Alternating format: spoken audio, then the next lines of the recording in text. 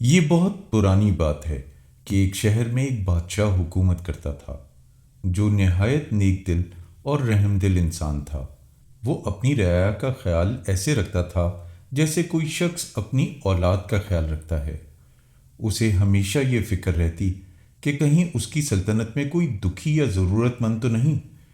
اس نے اپنے افسروں کو تاکید کر رکھی تھی کہ لوگوں کی ضروریات کا خیال رکھیں اور کسی کو شکایت کا موقع نہ دیں، لیکن اس کے باوجود وہ مطمئن نہ ہو سکا۔ اسی لیے وہ روز رات کو بھیس بدل کر شہر میں گشت کرتا تاکہ خود جان سکے کہ کہیں کوئی مجبور یا بے سہارا تو نہیں۔ ایک رات وہ شہر میں گشت کر رہا تھا تو ایک چھوٹے سے مکان کی کھڑکی سے کچھ لڑکیوں کی آوازیں سن کر رک گیا۔ کمرے میں تین بہنیں بیٹھی باتیں کر رہی تھیں۔ ایک نے کہا، اگر میری شادی بادشاہ کے باورچی سے ہو جائے تو مزہ آ جائے، نہ کھانا پکانا پڑے اور دنیا بھر کے مزیدار کھانے کھانے کو ملیں۔ دوسری نے کہا، اگر میری شادی بادشاہ کے شاہی درزی سے ہو جائے تو مجھے عمدہ سے عمدہ کپڑے پہننے کو ملیں گے۔ تیسری بہن خاموش رہی تو دونوں بہنیں اس کے پیچھے پڑ گئیں کہ تم بھی بتاؤ کہ تم کیا چاہتی ہو۔ اس نے کہا، میں تو چاہتی ہوں کہ میری شادی خود بادشاہ سلامت سے ہو جائے تو میری تو عیش کی زندگی ہو جائے گی۔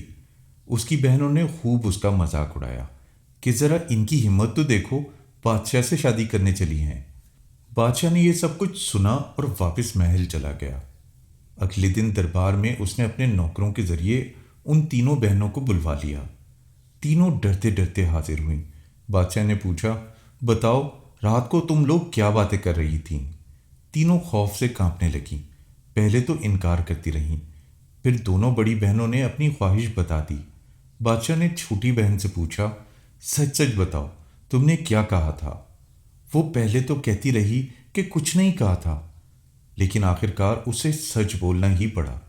بادشاہ نے اسی وقت اپنے باورچی اور درجی کو بلایا اور دونوں بڑی بہنوں کی شادی ان سے کروا دی اور چھوٹی بہن سے خود نکاح کر لیا۔ بڑی بہنیں تو جل بھن کر کوئلہ ہو گئیں۔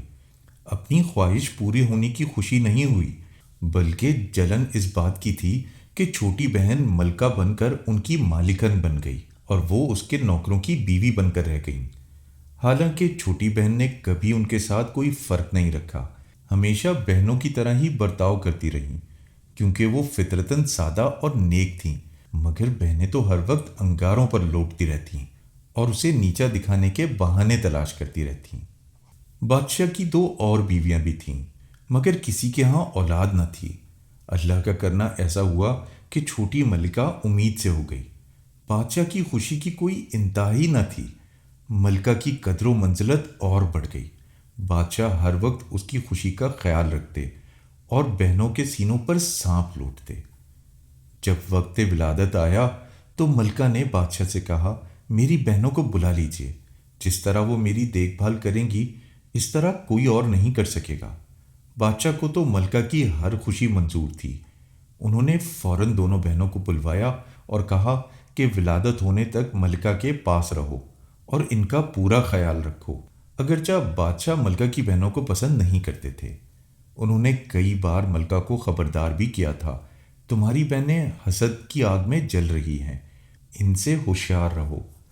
لیکن ملکہ نے کہا، وہ میری ماں جائی ہیں، ہو سکتا ہے انہیں میرا ملکہ بن جانا پسند نہ آیا ہو، لیکن اس کا یہ مطلب تو نہیں کہ وہ مجھے نقصان پہنچانے کا سوچیں۔ آخر وہ میرا خون ہے۔ مگر ملکہ کو اپنے اس یقین کی بھاری قیمت چکانی پڑی۔ ملکہ کے یہاں ایک بیٹا پیدا ہوا، لیکن ملکہ کی بہنوں نے شاہی دائی کو اشرفیوں کا لالچ دے کر مجبور کیا کہ وہ بچے کو مار دیں اور اس کی جگہ کتے کے نوزائیدہ پلے رکھ دیں۔ دائی لالچ میں آ گئی، مگر انسانیت کی رمق اس میں باقی تھی۔ اس نے بچے کو مارنے کی بجائے ایک ٹوکری میں رکھ کر دریا میں بہا دیا تاکہ کم از کم قتل کا گناہ اس کے سر نہ جائے۔ ادھر بادشاہ بے تابی سے ولادت کا انتظار کر رہے تھے۔ جب انہیں یہ خبر ملی کہ بادشاہ نے کتے کے پلے جنے ہیں تو حیرت کی انتہا نہ رہی۔ پہلے تو انہیں یقین نہ آیا، مگر جب انہوں نے اپنی آنکھوں سے پالنے میں دو پلے دیکھے تو ماننا پڑا۔ انہیں غصہ بھی آیا کہ یہ کیسی عورت ہے جو جانوروں کے بچوں کو جنم دیتی ہے۔ انہوں نے کتے کے پلے محل سے باہر بھکوا دیے۔ ملکہ غم سے نڈھال ہو گئی، اسے خود اپنے آپ سے نفرت ہونے لگی۔ بہنیں یہ کام کر کے اپنے گھروں کو روانہ ہو گئیں اور بادشاہ بھی کئی دن تک ملکہ سے خفا رہے۔ وقت گزرا، یہ واقعہ پرانا ہو گیا۔ ملکہ دوبارہ امید سے ہوئی تو بادشاہ نے حکم دیا کہ تمام وید حکیم ملکہ کا علاج کریں۔ دعائیں بھی ہوئیں، دوائیں بھی چلیں۔ جیسے جیسے ولادت کے دن قریب آتے گئے، ملکہ خوف سے زرد پڑتی گئی۔ اس کے دل میں بہت اندیشہ پل رہا تھا کہ اگر اس بار بھی کچھ گڑبڑ ہوئی تو بادشاہ اسے محل سے نکال کر باہر کریں گے۔ جب ملکہ نے بادشاہ کے پاس آنا جانا شروع کیا تو ملکہ کی بہنوں نے پھر سازش کی۔ جب ملکہ کے ہاں دوسرا بیٹا پیدا ہوا تو انہوں نے دایا کو رشوت دے کر بچہ غائب کروا دیا اور اس کی جگہ بلی کے بچے رکھ دیے۔ بادشاہ جب یہ سن کر محل پہنچے کہ ملکہ نے پھر غیر انسانی بچوں کو جنم دیا ہے تو غضبناک ہو گئے۔ ملکہ کی ساکھ تباہ ہو گئی اور ساری رعایا میں یہ بات پھیل گئی۔ کچھ عرصے بعد ملکہ دوبارہ حاملہ ہوئی۔ اس بار دعاؤں، تعویذوں اور منتوں سے بھی امید باندھی گئی، مگر پھر وہی صورتحال دہرا دی گئی۔ ملکہ کی بہنوں نے دایا کو دھمکا کر مجبور کیا کہ بچی کو مار دے، مگر دایا نے اسے دریا میں بہا دیا اور سفید پتھر رکھ کر بادشاہ کو اطلاع دی گئی کہ ملکہ نے پتھر جنا ہے۔ بادشاہ کے صبر کا پیمانہ لبریز ہو گیا اور انہوں نے حکم دیا کہ ملکہ کو محل کی چھت پر کووں کو ہکارنے کے لیے بٹھا دیا جائے۔ اب ملکہ چھت پر بیٹھی روتی رہی اور پہلی بار اسے اپنی بہنوں پر شک ہونے لگا۔ اس نے بچے کے رونے کی آواز خود سنی تھی۔ دربار کے کنارے ایک بڑھئی کو بچی کے رونے کی آواز سنائی تھی۔ ایک ٹوکری بہتی ہوئی چلی آ رہی تھی جس میں ایک نوزائیدہ بچہ کپڑے میں لپٹا ہوا تھا۔ بڑھئی نے پانی میں اتر کر بچے کو ٹوکری سے نکالا اور اپنے گھر لے گیا۔ اس نے بیوی سے کہا، دیکھ، تو اولاد کے لیے روتی تھی نا، اللہ نے ہمیں ایک بچہ عطا کر دیا ہے۔ اس کی رحمت نرالی ہے، وہ اپنے بندوں کو مایوس نہیں کرتا۔ بیوی نے لپک کر بچے کو سنبھال لیا، اپنے سینے سے لگایا۔ گھر میں ایک بکری پالی ہوئی تھی، فوراً اس کا دودھ پلایا تو بچہ چپ ہو گیا۔ بڑھئی نے بیوی کو بتایا کہ یہ بچہ اسے دریا میں بہتا ہوا ملا ہے۔ وہ کپڑا جس میں بچہ لپٹا ہوا تھا بہت قیمتی تھا۔ بڑھئی سمجھ گیا کہ یہ کسی امیر انسان کا بچہ ہے۔ نہ جانے کس مجبوری میں ماں نے اپنے جگر کے ٹکڑے کو خود سے جدا کیا ہوگا۔ بڑھئی نے وہ کپڑا سنبھال کر رکھ لیا اور دونوں میاں بیوی نے بچے کی پرورش شروع کر دی۔ وہ بچہ نہایت خوبصورت اور خوش مزاج تھا، انہیں کبھی تنگ نہیں کرتا تھا۔ دونوں اللہ کا شکر ادا کرتے تھکتے نہیں تھے۔ وہ بچہ ابھی 2 سال کا بھی نہیں ہوا تھا کہ ایک دن بڑھئی کو ایسی ہی ٹوکری میں بہتا ہوا دوسرا بچہ ملا۔ یہ بھی لڑکا تھا اور قیمتی دوپٹے میں لپٹا ہوا تھا۔ بڑھئی اسے بھی گھر لے آیا، دوپٹہ سنبھال کر رکھ لیا اور بچہ بیوی کے سپرد کر دیا۔ تو ایک بچے کے لیے مری جا رہی تھی، اللہ نے تجھے ایک اور بچہ دے دیا۔ دونوں بہت خوش تھے۔ یہ بچہ پہلے بچے سے مشابہت رکھتا تھا، اس لیے انہیں سمجھنے میں دیر نہ لگی کہ دونوں ایک ہی ماں باپ کی اولاد ہیں۔ دوسرا بچہ بھی بکری کے دودھ پر پلنے لگا۔ بڑے بچے کو ساتھی مل گیا اور وہ بھی بہت خوش ہوا۔ پہلا بچہ 4 سال کا، دوسرا 2 سال کا ہوا تو ایک دن بڑھئی کو ایک اور ٹوکری میں بہتی ہوئی بچی ملی۔ اس نے وہ بچی بھی بیوی کے حوالے کر دی۔ دونوں میاں بیوی بہت خوش ہوئے، ان کی محرومی دور ہو چکی تھی۔ تینوں بچے نہایت خوبصورت اور پیارے تھے، کسی شریف خاندان کے خون سے لگتے تھے اور شکل و صورت سے سگے بہن بھائی دکھائی دیتے تھے۔ بڑھئی اور اس کی بیوی نے انہیں اپنی سگی اولاد کی طرح پالا اور بچوں نے بھی انہیں اپنا سچا والدین ہی سمجھا۔ اللہ کا کرنا ایسا ہوا کہ بڑھئی کی بیوی بیمار پڑی اور اللہ کو پیاری ہو گئی۔ بچے تنہا رہ گئے۔ بڑھئی دن کو کام پر جاتا اور بچے گھر میں رہتے۔ بچے بڑے ہونے لگے۔ دونوں بھائی اپنی بہن سے بہت محبت کرتے تھے۔ تینوں بہن بھائی ساتھ کھیلتے، ساتھ کھاتے، ساتھ سیر پر جاتے۔ بڑھئی نے انہیں لکڑی کے خوبصورت کھلونے بنا کر دیے تھے۔ بچے ان لکڑی کے گھوڑوں کو دریا کے کنارے لے جاتے اور گیت گاتے۔ ایک دن بادشاہ اپنے محل کے جھروکے میں کھڑے تھے۔ انہوں نے دیکھا کہ 3 نہایت پیارے بچے لکڑی کے گھوڑوں کو پانی پلانے کی کوشش کر رہے ہیں۔ بادشاہ ویسے بھی اولاد کی تمنا میں تڑپ رہے تھے، تو ان بچوں پر انہیں بے اختیار پیار آ گیا۔ وہ جھروکے سے نیچے اترے اور بچوں سے مسکرا کر بولے، بیٹا، کہیں لکڑی کے گھوڑے بھی پانی پیتے ہیں؟ بڑے لڑکے نے جواب دیا، ہمارے پاس تو یہی گھوڑے ہیں، ہم تو انہی کو پانی پلاتے ہیں۔ بادشاہ نے پوچھا، تم کس کے بچے ہو؟ انہوں نے کہا، ہمارے ابا بڑھئی ہیں۔ بادشاہ نے پوچھا، تمہارے گھر میں اور کون ہے؟ لڑکے نے بتایا، ہمارے ابا کام پر چلے جاتے ہیں اور ہماری امی وفات پا چکی ہیں، ہم تینوں بہن بھائی گھر پر رہتے ہیں۔ بادشاہ نے کہا، تم تینوں محل میں آ جایا کرو، ہم بھی تمہارے ساتھ کھیلا کریں گے۔ بچوں نے کہا، ہم اپنے ابا سے پوچھ کر بتائیں گے۔ بادشاہ ان بچوں کی سادگی سے بہت متاثر ہوئے۔ اگلے دن جب بچوں نے بڑھئی کو بادشاہ سے اپنی بات بتا کر محل میں کھیلنے کا ذکر کیا تو بڑھئی نے خوشی سے اجازت دے دی۔ اب بچے شام کو محل میں جایا کرتے اور بادشاہ دربار سے آ کر ان کے ساتھ کھیلتے اور اپنے غم بھلا دیتے۔ بادشاہ کو تینوں بچوں سے بہت محبت ہو گئی تھی۔ یہ خبر اڑتی اڑتی ملکہ کی بہنوں کے کانوں تک بھی پہنچی۔ انہیں پہلے ہی شک تھا کہ دایا نے بچوں کو قتل نہیں کیا بلکہ ان سے غداری کی ہے۔ ایک دن وہ محل گئیں اور بچوں کو دیکھتے ہی اپنی بہن کی مشابہت سے فوراً پہچان لیا۔ انہوں نے دایا کو بلا کر ڈرایا دھمکایا تو دایا نے صاف صاف بتا دیا کہ وہ اپنے ہاتھوں معصوم بچوں کا خون نہیں کرنا چاہتی تھی، اس لیے اس نے بچوں کو دریا میں بہا دیا تھا۔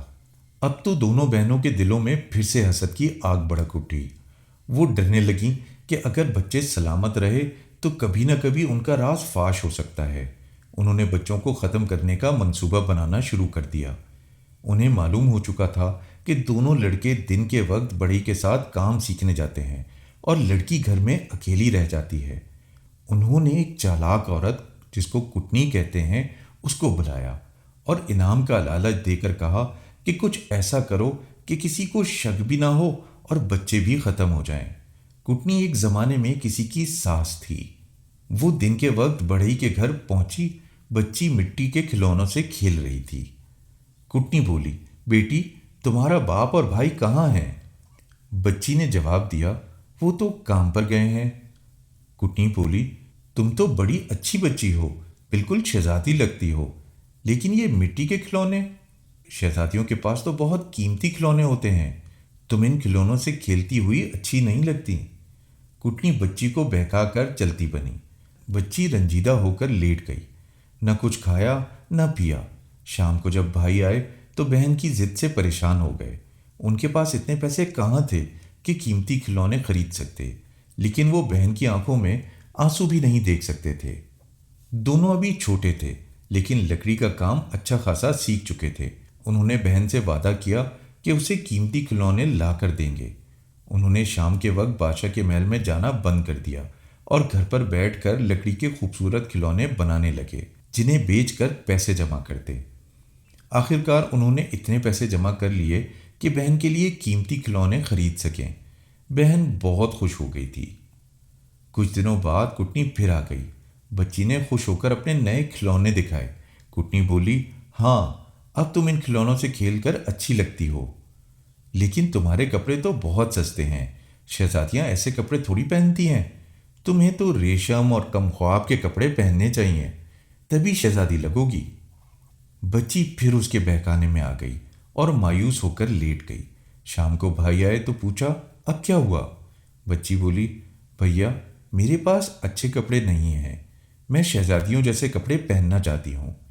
بھائیوں نے کہا، ہم غریب ہیں، ہمارے پاس شہزادیوں جیسے کپڑے کہاں سے آئیں گے؟ مگر بہن ضد پکڑ کر بیٹھ گئی، کھانا پینا چھوڑ دیا۔ محبت کے مارے بھائیوں نے دوبارہ محنت مزدوری شروع کی۔ بہت دنوں کی محنت کے بعد وہ اتنے پیسے جوڑ سکے کہ بہن کے لیے قیمتی لباس خرید سکیں۔ قیمتی لباس پا کر بچی بہت خوش ہوئی۔ اب وہ اس بڑھیا کا انتظار کرنے لگی جو اس کو بہکانے آیا کرتی تھی تاکہ اپنے شہزادیوں جیسے کپڑے اسے دکھا سکے۔ ان دنوں میں بچوں نے بادشاہ کے محل میں جانا بھی چھوڑ دیا تھا اور دریا پر اپنے کاٹ کے گھوڑوں کے ساتھ بھی نظر نہ آتے تھے۔ بادشاہ بہت بے چین ہو گئے، انہیں بچوں سے محبت ہو چکی تھی۔ روز ان کے ساتھ وقت گزار کر وہ اپنا غم بھلا دیا کرتے تھے، لیکن انہیں یہ پتہ نہ تھا کہ بچے کہاں رہتے ہیں۔ بادشاہ ہو کر بڑھئی کے بچوں کے لیے فکر کا اظہار کرنا انہیں زیب نہ دیتا تھا، اس لیے وہ خاموش رہے مگر بچوں کو بھول نہ سکے۔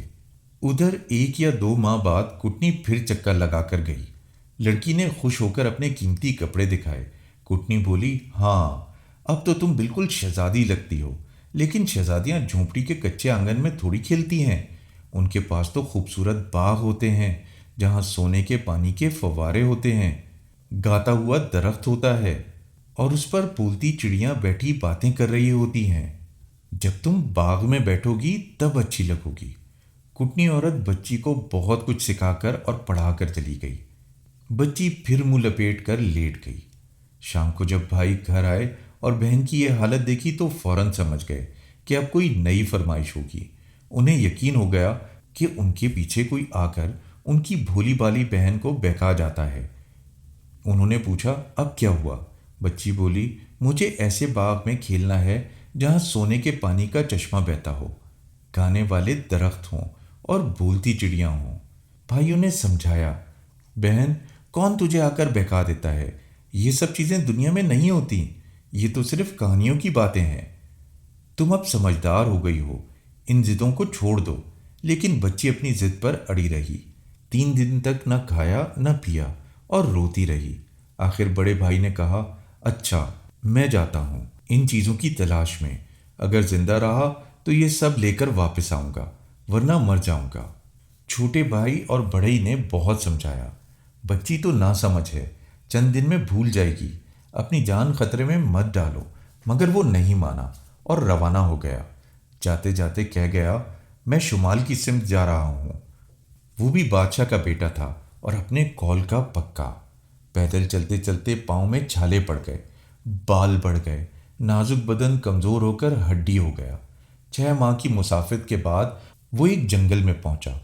وہاں ایک فقیر کی جھونپڑی تھی۔ ایک نورانی صورت والا فقیر عبادت میں مشغول تھا۔ فقیر نے اس کی حالت دیکھی اور پوچھا، بیٹا تم کون ہو اور کہاں سے آئے ہو؟ لڑکے نے بتایا کہ وہ اپنی بہن کی خوشی کے لیے ایک ایسے باغ کی تلاش میں نکلا ہے جہاں سونے کا چشمہ، گاتے درخت اور بولتی چڑیاں ہوں۔ فقیر نے افسوس سے کہا، بیٹا یہ جادوئی نگر ہے، وہاں سے آج تک کوئی واپس نہیں آیا۔ لڑکے نے عاجزی سے کہا، بابا اگر واپس آ گیا تو بہن کی خوشی ساتھ لاؤں گا، ورنہ کبھی لوٹ کر منہ نہیں دکھاؤں گا۔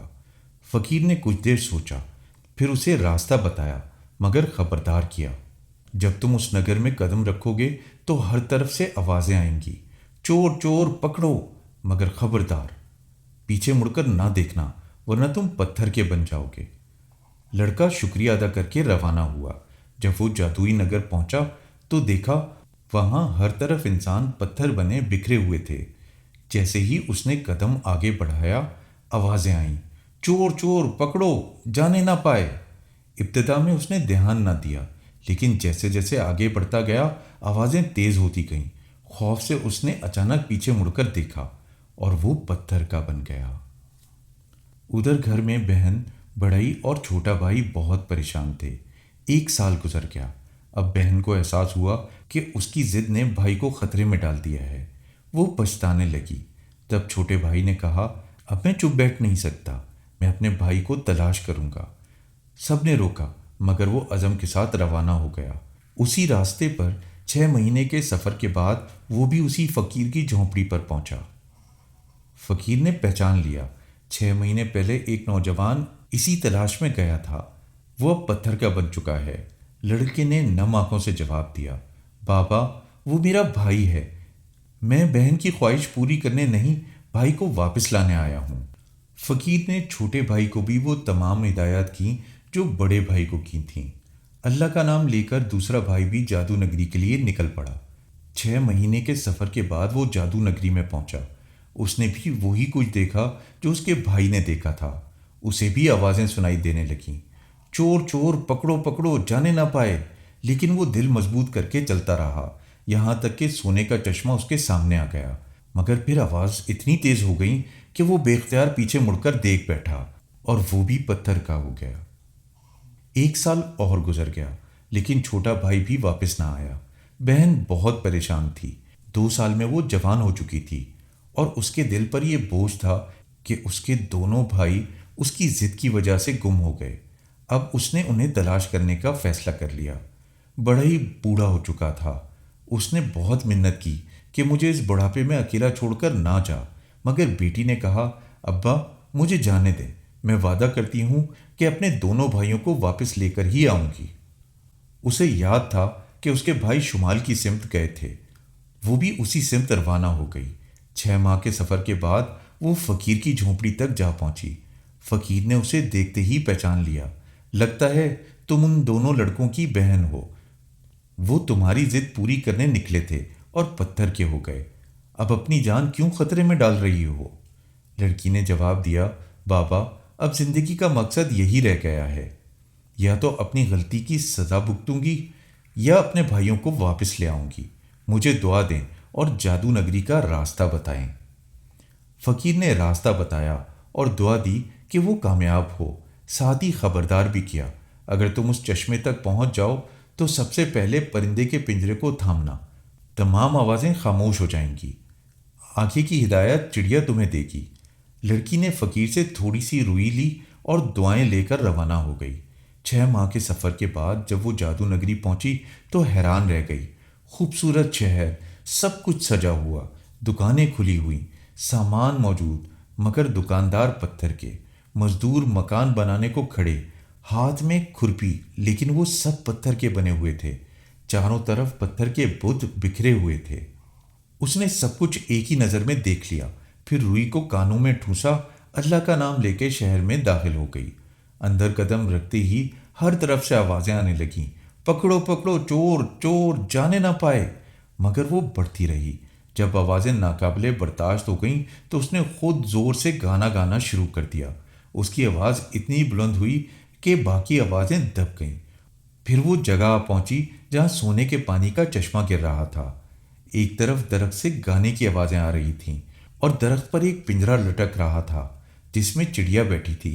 آوازیں پھر زور پکڑنے لگیں، مگر لڑکی نے اللہ کو یاد کیا اور دوڑ کر چڑیا کے پنجرے پر ہاتھ رکھ دیا۔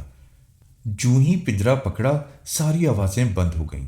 چڑیا بولی، خوش آمدید شہزادی، آج تم نے اس شہر سے جادو کا اثر توڑ دیا، مبارک ہو۔ لڑکی نے کہا، میں شہزادی نہیں، بڑھئی کی بیٹی ہوں، صرف اپنے بھائیوں کو واپس لینے آئی ہوں۔ چڑیا نے کہا، تم شہزادی ہی ہو، یہ قصہ میں بعد میں سناؤں گی، پہلے ان لوگوں کو پتھر کی قید سے آزاد کرو۔ شہزادی نے پوچھا، یہ سب دوبارہ انسان کیسے بنیں گے؟ چڑیا نے بتایا، وہ مٹکا جو رکھا ہے اس میں چشمے کا پانی بھرو اور سب پر چھڑک دو، سب پھر سے انسان بن جائیں گے۔ شہزادی نے سب سے پہلے اپنے دونوں بھائیوں پر پانی چھڑکا، وہ زندہ ہو گئے۔ پھر تینوں نے مل کر سب پتھر کے بتوں پر پانی چھڑکا، وہ سب کلمہ پڑھتے ہوئے زندہ ہو گئے۔ چڑیا ان کے ساتھ ساتھ تھی۔ اس کی ہدایت پر وہ شاہی محل پہنچے جہاں دربار سجا ہوا تھا، مگر بادشاہ اور تمام درباری پتھر کے تھے۔ شہزادی نے ان پر بھی پانی چھڑکا اور وہ سب بھی زندہ ہو گئے۔ بادشاہ نے ان تینوں کا بہت شکریہ ادا کیا۔ چڑیا نے بتایا کہ ایک جادوگر نے کسی بات پر ناراض ہو کر پورے شہر کو پتھر کا بنا دیا تھا۔ حلوائی پکوان تل رہے تھے، کھانے اصلی تھے، لیکن حلوائی خود پتھر کے ہو گئے تھے۔ ان تینوں نے پورے شہر میں زندگی واپس لوٹا دی۔ بادشاہ ان کا احسان مند تھا کہ انہوں نے جادو کا طلسم توڑا۔ بادشاہ نے ان کی واپسی کے لیے عمدہ اور تیز رفتار گھوڑے فراہم کیے۔ چڑیا کے کہنے پر شہزادی نے ایک ڈبے میں سونے کا پانی بھرا اور درخت کی شاخ بھی توڑی، پھر گاتے گاتے واپسی کے سفر پر روانہ ہو گئے۔ جس راستے پر انہوں نے سال لگایا تھا وہ چڑیا کے بتائے ہوئے نئے راستے اور گھوڑوں کی مدد سے 1 ماہ میں مکمل ہو گیا۔ راستے میں فقیر کا شکریہ بھی ادا کیا اور دعائیں لے کر اپنے گھر واپس آ گئے۔ بڑھئی بچوں کی جدائی میں بیمار ہو گیا تھا، مگر جب انہوں نے دروازہ کھٹکھٹایا تو بچوں کو سلامت دیکھ کر وہ بہت خوش ہوا۔ شہزادی نے چڑیا کی ہدایت پر تالاب کھدوایا اور اس میں سونے کا پانی ڈالا جو پورا بھر گیا۔ پھر اس نے کنارے پر درخت کی ایک شاخ لگا دی جو فوراً ایک مکمل درخت بن گیا۔ چڑیا کے کہنے پر اس نے جھونپڑی کے پیچھے کھدائی کروائی تو وہاں ایک گھڑا نکلا جو اشرفیوں سے بھرا ہوا تھا۔ ان پیسوں سے شہزادی نے تالاب کے گرد ایک باغ لگوایا اور چڑیا کے مشورے پر بادشاہ سلامت کو دعوت دینے کے لیے وہ تینوں خود چل دیے۔ شروع میں تو بادشاہ نے انہیں پہچانا نہیں، کیونکہ انہوں نے ان بچوں کو بچپن میں دیکھا تھا۔ وہ جوان ہو چکے تھے۔ جب انہوں نے بادشاہ کو یاد دلایا تو وہ پہچان گئے۔ شہزادی نے کہا، بادشاہ سلامت، ہم آپ کو اپنی جھونپڑی پر بلانے آئے ہیں، انکار مت کیجیے گا۔ بادشاہ بہت خوش ہوئے اور دعوت قبول کر لی۔ جب بادشاہ بڑھئی کے گھر پہنچے تو باغ دیکھ کر حیران رہ گئے۔ وہاں سونے کے پانی کا تالاب تھا، ایک گانے والا درخت اور اس پر ایک پنجرے میں چڑیا لٹک رہی تھی۔ چڑیا نے ادب سے کہا، آداب بجا لاتی ہوں بادشاہ سلامت۔ بادشاہ تو حیرت کے سمندر میں غوطے کھانے لگے، کیونکہ انہوں نے پہلے کسی چڑیا کو انسانوں کی طرح بولتے نہیں دیکھا تھا۔ کھانا چنا گیا تو چڑیا نے کہا، ابھی کوئی کھانا نہیں کھائے گا، پہلے آپ اپنے محل کی چھت پر سے اس ملکہ کو بلائیں جسے آپ نے سالوں سے کوے ہکوانے کے لیے بٹھا رکھا ہے۔ بادشاہ نے طنزیہ لہجے میں کہا، اسے کیوں؟ اس میں تو شیطانی روح ہے جو کتے، بلی اور پتھر کو جنم دیتی ہے۔ چڑیا نے کہا، اس میں کوئی شیطانی روح نہیں، اس نے انسانوں کے بچے پیدا کیے تھے، پہلے آپ اسے بلائیں۔ ملکہ کو بلایا گیا۔ اس کا حال خراب تھا، رنگ و روپ زرد اور آنکھیں رونے سے کمزور ہو چکی تھیں۔ بادشاہ نے اسے پہچانا بھی نہیں۔ چڑیا کے کہنے پر اسے غسل دلوایا گیا، نئے کپڑے پہنائے گئے۔